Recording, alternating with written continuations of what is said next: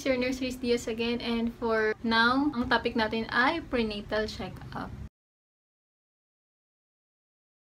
Pregnancy vlog muna tayo ngayon. Gano'n nga ba dapat kadalas magpa-check-up ang mga buntis? At ano ang mga i-expect mo mangyayari dito? Nasabi ko na sa last vlog ko kung bakit nga ba mahalaga ang prenatal check-ups para sa mga buntis. At the end of this video, you'll be aware kung ilang nga bang beses o gaano kadalas nga ba nagpapa-prenatal check-up dapat ang isang buntis at kung ano-ano ang mga mangyayari dito. Ang prenatal check-ups ay consultations between a pregnant woman and a medical doctor like OB-GYN or midwife kung sa health centers naman ito gagawin. It's okay to watch vlogs, read articles, seek information from the internet, but don't ever disregard or neglect having a prenatal check-up na talagang may consultation kayo 101 ng medical health provider. Kagaya nga ng OB-GYN or midwife. Gaano nga ba ito kadalas? Every 4 weeks, from 4 weeks to 26 weeks. Every 2 weeks naman, kapag 28 weeks to 36 weeks. And kapag umabot na yung age ng baby sa 36 weeks, every week na kailangan makita ng doktor or ng midwife yan. Given na walang any abnormal complications si baby or walang any maternal complications si mommy. Halimbawa, okay yung mga scans, okay yung mga test ni baby. Si mami naman hindi nagka-hypertension, hindi nagpi-premature labor. Kasi pag may mga complications na ganon, syempre, may iba yung frequency o yung dalas ng pakikipagkita nyo sa doktor or sa midwife. Kasi mas madalas kayo dapat na ma-check, mas madalas na dapat marinig yung heartbeat ni baby, mas madalas siya dapat na ma-scan or ma-test para ma-ensure yung safety nyong dalawang mag-ina. Ano nga ba ang mga i-expect nyo during prenatal check-up? Syempre, meron dyang consultation or interview. History ng past illness, family history, allergies, syempre. Para during delivery, may mga i-inject sa inyo na gamot or antibiotics, malaman na allergic kayo doon, hindi na yun ibibigay. Or maghahanap ng alternative na pwedeng ibigay. Kasama rin dito sa interview yung obstetrical data or pregnancy status. Like halimbawa, pag preemie, ibig sabihin first pregnancy yun. Pag multi, ibig sabihin more than 2 na yun, 2 or more. Pag newly, ibig sabihin none o hindi pa nagkakaroon ng pregnancy. Kasama rin dito yung tinatawag na OB score or obstetrical score. Ito yung kung gaano ba karami yung pregnancy na naka-reach sa age ng viability. Ano ba yung mga chinecheck sa OB score? Kung ilang pregnancies na yung dinala ng mommy kahit na hindi umabot sa age of viability. Ang age of viability kasi is 20 to 24 weeks. Yung buo na talaga siya. Halos kompleto na. At number of pregnancies na hindi naka-reach ng age of viability. Kasama rin yun sa chinecheck sa OB score. At syempre, number of miscarriages, live births, term, abortions, and multiple pregnancies. Kasama rin sa chinecheck dito ay yung computation ng EDC or expected date of confinement or expected date of delivery.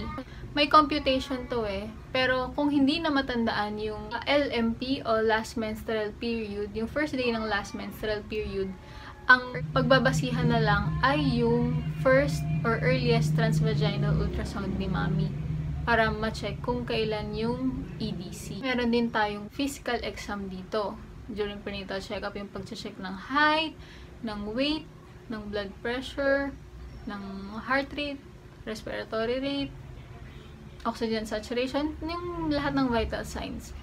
Kasi syempre kailangan malaman ng doktor kung nag-overweight ka ba, kailangan mo bang mag-diet ng konti, kung nagkakaroon ka ba ng mga pagmamanas. Kasi nakadepende din doon yung weight ni baby Kasama rin dito ay yung pelvic exam. Sa pelvic exam naman, yung pag-IE, internal and external genitalia, reproductive organs natin chinecheck ng doktor, and pap smear. And meron ding Leopold's maneuver or yung pagkapasa tummy.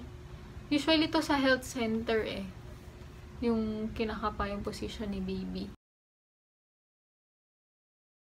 Yung placement kung nasaan yung likod niya, nasaan yung ulo niya, nasaan yung mga extremities niya. Siyempre, hindi mawawala dito ay yung pagpe-prescribe ng mga prenatal supplements o vitamins. At ang mga requests for laboratories and scans like transvaginal ultrasound, pelvic transabdominal ultrasound, congenital anomaly scan, BPS, mga yun yung mga laboratories na pwedeng ipagawa sa inyo. May mga blood test din.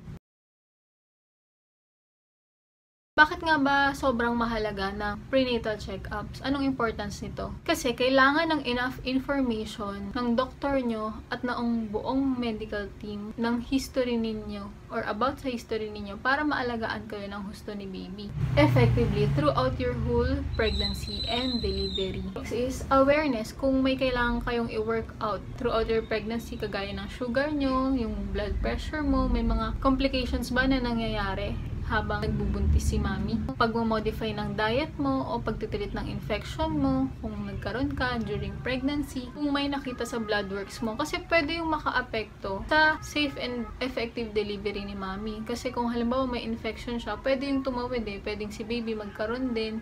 So paglabas ni baby, kailangan siyang i-antibiotic kasi nga may infection si mami during pregnancy. Kung mataas naman ang sugar mo, kailangan yan syempre na mag-modify ka ng diet. Kasi pag tumataas ang sugar mo, tumataas din sugar ni baby sa blood. Pwede siyang lumaki o maging macrosomic baby. Mahirapan ka naman sa delivery. Pwede kang ma-possible CS. Isa pang importance nito ay malalaman kung ano bang preferred o bagay na type ng delivery sa'yo. Kaya mo bang mag-normal o kailangan mong i-CS? At isa pa na pinakamahalagang importance nito ay malalaman kung ano ang medical procedures or hospital setup na bagay sa iyo at kay baby during delivery mo.